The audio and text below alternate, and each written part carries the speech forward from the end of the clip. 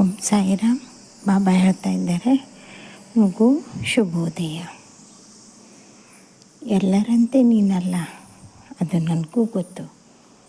ಬಂದು ಹೋದವರ ಬಗ್ಗೆ ಕಾಳಜಿ ಇದೆ, ಪ್ರೀತಿ ಇದೆ, ಮಮಕಾರವೂ ಇದೆ.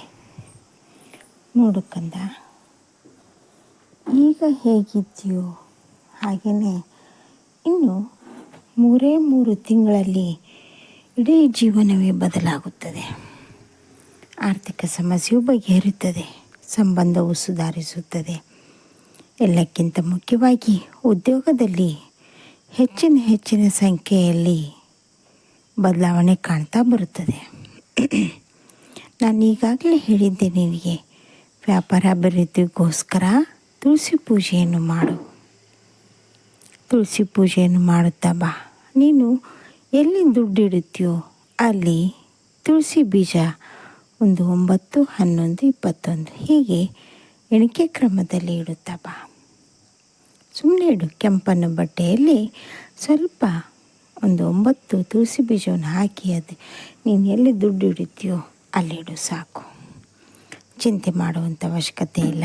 ಹಾಗೆಯೇ ಎಲ್ಲದಕ್ಕೂ ಮೀಲಾಗಿ ನೀನು ಮಾಡುವಂಥ ಕೆಲಸದಲ್ಲಿ ಮನಸಾರೆ ಒಬ್ಬರ ಆಶೀರ್ವಾದ ಇದೆ. ನೋಡು, ಸೂರ್ಯನ ಬಿಸಿಲನ್ನು ಯಾರು ತಡೆದುಕೊಳ್ಳುತ್ತಾರೋ ಅವರಿಗೆ ಮುಂದೆ ಅಭಿವೃದ್ಧಿ ಖಂಡಿತವಾಗಲಿದೆ.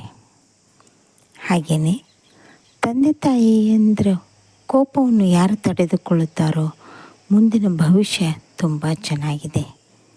ಅಕಸ್ಮಾತ್ ಸೂರ್ಯನ ತಾಪವನ್ನು ತಡೆದುಕೊಳ್ಳದೇ ಇದ್ದರೆ ಅವರಿಗೆ ನಾಳೆಯ ಸೂರ್ಯೋದಯ ಕಾಣೋದಿಲ್ಲ.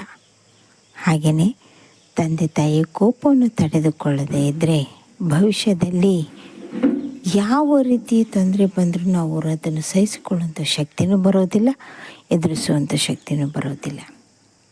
ತಂದೆ ತಾಯಿನೂ ಚೆನ್ನಾಗಿ ನೋಡಿಕೊಳ್ಳಬೇಕು. ಹಾಗೆಯೇ ಅವರ ಮಾನಸಿಕ ಅಭಿವೃದ್ಧಿಯನ್ನು ನೋಡಿಕೊಳ್ಳಬೇಕು. ಇವೆರಡು ವಿಷಯವನ್ನು ಮನದಲ್ಲಿ ಮಾಡಿಕೊಂಡು ಜೀವನ ಮಾಡು. ನಿನಗೋಸ್ಕರ ಒಬ್ಬರು ಕಾಯ್ತಾ ಇದ್ದಾರೆ. ನಿನ್ನ ಜೀವನ ತುಂಬ ಚೆನ್ನಾಗಿರುತ್ತದೆ ಕಂದ, ಹೆದರಬೇಡ. ಎಲ್ಲವೂ ಸರಿ ಹೋಗುತ್ತದೆ, ಸಂಬಂಧವು ಸುಧಾರಿಸುತ್ತದೆ. ಕ್ಷಮೆಯ ದರಿದ್ರಿ ಆಗಲೇಬೇಕು. ಕ್ಷಮೆ ಎಲ್ಲಿರುತ್ತದೋ ಅಲ್ಲಿ ಜೀವನ ನಂದಗೋಕುಲವಾಗುತ್ತದೆ. ಕ್ಷಮೆ ಎಲ್ಲಿರುತ್ತದೋ ಅಲ್ಲಿ ಜೀವನ ಸಾಕಾರಗೊಳ್ಳುತ್ತದೆ. ಕ್ಷಮೆ ಎಲ್ಲಿರುತ್ತದೋ ಅಲ್ಲಿ ಒಬ್ಬರಿಗೊಬ್ಬರು ಅನುಸರಿಸಿಕೊಂಡು ಹೋಗುವಂಥ ಕಲೆ ನಿನ್ನಲ್ಲಿ ಬಂದೇ ಬರುತ್ತದೆ. ಕ್ಷಮೆ ಎಲ್ಲಿರುತ್ತದೋ ಅಲ್ಲಿ ಎಲ್ಲ ರೀತಿಯ ಬಾಂಧವ್ಯ ಚೆನ್ನಾಗಿರುತ್ತದೆ. ಇದನ್ನು ಅರ್ಥ ಮಾಡಿಕೊಂಡಿದ್ದೇ ಆದರೆ ಮುಂಬರುವ ದಿನಗಳು ನಿನಗಾಗಿ ಅತ್ಯಂತ ಖುಷಿಯ ಸಂಭ್ರಮ ಆಚರಣೆ ಮಾಡುವಂಥ ಸಮಯ ಬಂದಿದೆ. ಇದೇ ಮಾಸದಲ್ಲಿ ನೀನು ಸತ್ಯನಾರಾಯಣ ಪೂಜೆಯನ್ನು ಮಾಡಿಸಿದರೆ ತುಂಬ ಒಳ್ಳೆಯದು ಕಂದ, ಒಳ್ಳೆಯದೇ ಆಗುತ್ತದೆ.